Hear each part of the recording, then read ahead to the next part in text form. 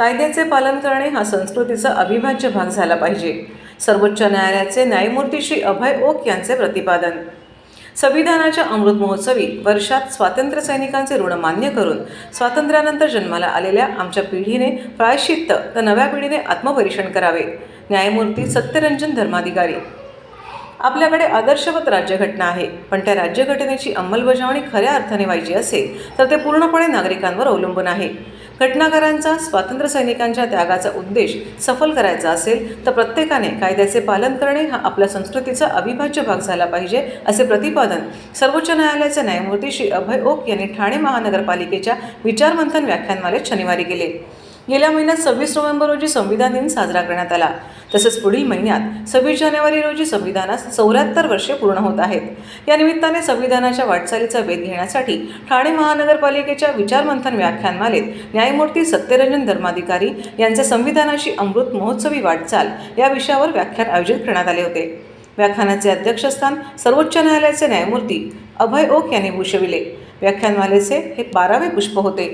Doctor Babasaheb Ambedkar यांच्या घटना समितीतील अखेरच्या भाषणाचा संदर्भ देत न्यायमूर्ती ओक यांनी स्वातंत्र्य, समता, न्याय आणि बंधुता हे शब्द किती मुरलेले आहेत याचा प्रत्यय येत असल्याचे सांगितले. या भाषणात डॉक्टर बाबासाहेब आंबेडकर यांनी प्रत्येक आक्षेपाचा आदरपूर्वक उल्लेख करत त्याला उत्तर देत दिले आहे. त्यांच्या विचारात स्वातंत्र्य, बंधुता, समता, न्याय यांचे पालन केले असल्याचे त्यांच्या भाषणातून शिकायला मिळते. सध्याच्या काळात हे महत्त्वाचे आहे. महात्मा गांधी यांचे लिखाण वाचले तर त्यातही तेच पाहायला मिळते, असेही न्यायमूर्ती ओक म्हणाले.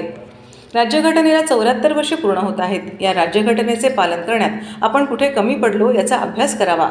घटनेचे 21वे कलम महत्त्वाचे आहे. त्यात जगण्याचा अधिकार आहे. त्या जगण्याच्या अधिकारामधला महत्त्वाचा अधिकार निवाऱ्याचा हक्क आहे. शहरात निवाऱ्याचा हक्क आपण सामान्यांना दिला का? नागरिकांना विनाविलंब न्याय मिळतो का? असे प्रश्नही त्यांनी मांडले. व्याख्यानाच्या आरंभी महापालिका आयुक्त अभिजित बांगर यांनी दोन्ही वक्त्यांचे ग्रंथ, बुके, रेखाचित्र आणि शाल देऊन स्वागत केले. यावेळी अतिरिक्त आयुक्त 2 प्रशांत रोडे उपस्थित होते. व्याख्यानासाठी विधी महाविद्यालयाचे विद्यार्थी, ज्येष्ठ विधिज्ञ आदी मोठ्या संख्येने उपस्थित होते. राजेंद्र पाटणकर यांनी या व्याख्यानमालेचे सूत्रसंचालन केले. संविधानाला 75 वर्ष पूर्ण होतील, किंबहुना त्याचा मसुदा मान्य झाला त्याला 75 वर्ष पूर्ण झालीच आहेत. ती होतील किंवा ती फक्त तारखेने 26 नोव्हेंबर 2024ला, पण ती सुरुवात झालेली आहे. या 26 नोव्हेंबरपासून संविधानाचा अमृत महोत्सव सुरू होईल. हा विषय मी मुद्दाम सुचवला. याचं कारण असं की आपलं नागरिक म्हणून भूमिका ही प्रायश्चित्ताची असली पाहिजे. ज्यांना प्रायश्चित्त घेण्याची आवश्यकता नाही अशा तरुण पिढींनी थोडंसं आत्मपरीक्षण केलं पाहिजे. आमच्या पिढीने तर प्रायश्चित्तच घेतलं पाहिजे, कारण आम्ही स्वतःला भाग्यवान समजतो. साधारण 12.5 वर्षानंतर स्वातंत्र्य मिळाल्यावर माझा जन्म झाला. त्यामुळे सगळं काही आयतं मिळाल्यासारखं पुढचं आयुष्य होतं.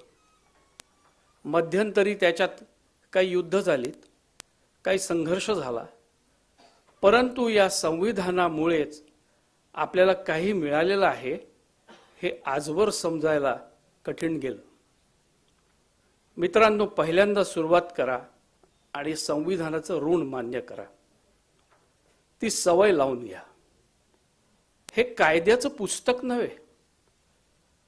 कोणीही बसून कायद्याचं पुस्तक म्हणून जर याचा विचार करायला लागलात तर अतिशय दुःखद ती बाब आहे असं समजा. मध्यंतरी एका दिवशी काही वेळेला चुका होतात, तशा माझ्याही हातून एक चूक झाली.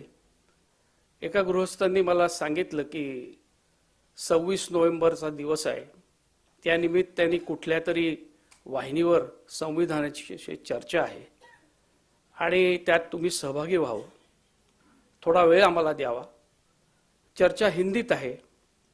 तर मी म्हटलं ठीक आहे, माझं हिंदी तेवढं चांगलं नाही आहे म्हटलं. पण ते म्हणाले नाही आप आइए. मी सहभागी झालो. चर्चेला सुरुवात करताना आपल्याला सगळ्यांना माहिती आहे की चर्चा सुरुवात करणारा माणूस आणि चर्चेचं सगळंच संचालन करणारा हा सर्वात अधिक बोलतो, दुसऱ्याला तो बोलूच देत नाही. त्या गृहस्थांनी बोलताना असं म्हटलं की संविधानातला हा भाग या संविधानातून या देशाच्या संविधानातून आपण घेतलाय. अगदी आयर्लंड पर्यंत तो आला आणि त्याने सांगितलं की आपण कुठून कुठून घेतलेला आहे. मला 2 वाक्य मी बोललो आणि त्याने नंतर पुढे मला बोलू दिलं नाही. हे खरं आहे. आणि बोलू न देण्याचं कारण असं की मी त्यांना सगळ्यांना म्हटलं की असं उधारीने संविधान मिळालेलं नाहीये, कोणाचं कर्ज घेतलेलं नाहीये आपण.